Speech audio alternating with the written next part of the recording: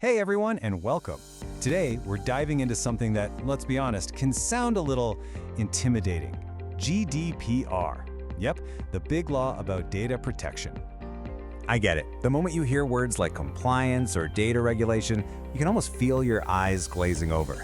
It just sounds like a huge pile of boring rules designed to make life difficult. But I promise, that's not what we're doing today. We're going to look at this in a completely different way.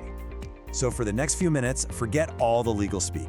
I want you to imagine that you are the manager of the coolest, most exclusive VIP club in town.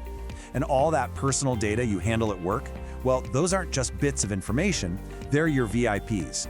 Your entire job is to make sure they're treated right and kept safe. So let's figure out how to run the best darn data club around. Right, so here's the secret. GDPR isn't really about ticking boxes. It's about respect. Simple as that. It's about treating someone's personal information with the same care and respect you'd give them if they were standing right in front of you. They're your VIPs, remember, and how you treat them is everything. Every great club needs a solid door policy, right? You gotta know who's coming in, why they're there, and what they need to show to get past that velvet rope. Well, the first three principles of GDPR are exactly that. They're your club's rules for entry. Okay, principle number one. Think of this as the big, flashy sign right by the front door. It needs to be super clear about what your club is for and why you're letting people in. You have to be totally honest.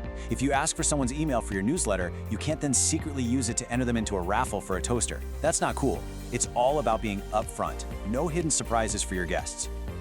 All right, principle two is what I call the velvet rope rule. Your VIP, your guest, signed up to be at the main party. That's the deal.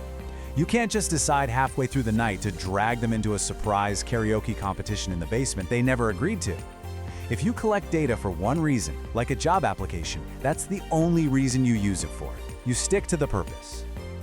Now, think about your bouncer at the door.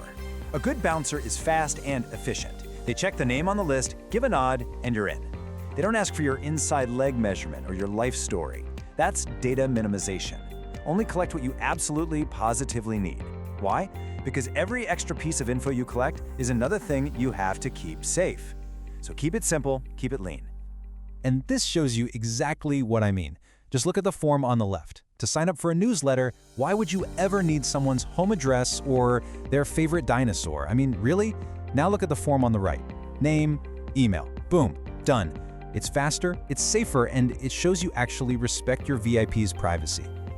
Okay, so our VIPs have made it past the front door, they're in the club. Now what? Well, the next few principles are all about what happens inside. This is about making sure our guests are looked after, they feel safe, and they don't overstay their welcome.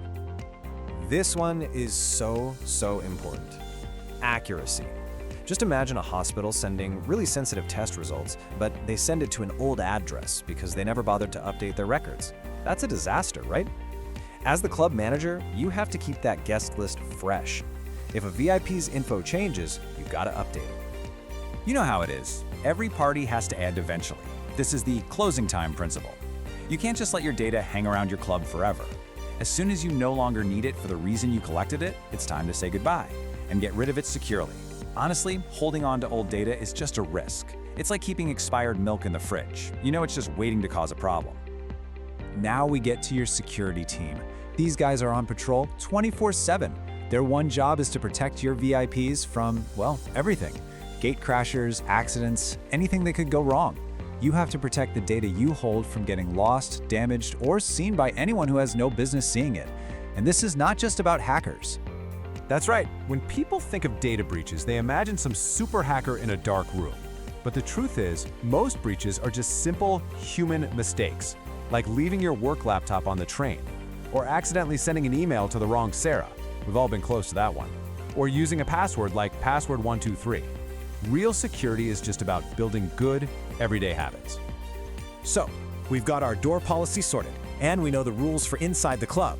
But how do we prove we're running a tight ship? Well, for that, we need to head into the manager's office and look at the final principle that ties it all together. I just love this quote, accountability. This is the seventh and final principle, and it is a biggie. See, it's not enough to just do all the right things, you have to be able to prove you're doing them. If someone from the authorities comes knocking for a spot check, you need to be able to show them your records. You gotta have the receipts. And how do you keep those receipts? Well, it's all about being organized. You need to write down your processes. You need to train your team, that's you, so everybody's on the same page. You need to keep records of your decisions, and every so often you check up on yourself to make sure you're still doing it right. It's about taking responsibility. Okay, so we've covered the 7 principles for running an amazing data club. But why does this actually matter in the real world? What's really at stake here? Well, let's get the obvious one out of the way first. If you get this wrong, the fines can be, well, they can be absolutely eye-watering. This is the big scary thing everyone immediately thinks about with GDPR. But here's the thing.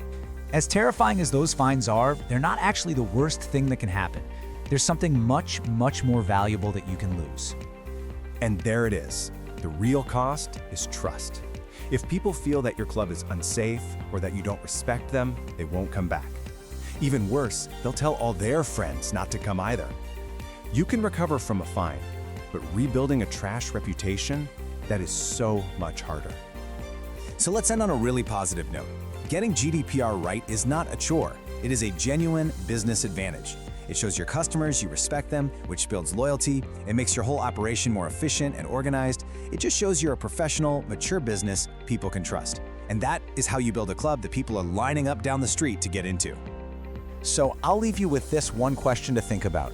After everything we've talked about, what's one small thing you can do this week in your job to be an even better host for your data VIPs? Thanks so much for joining me.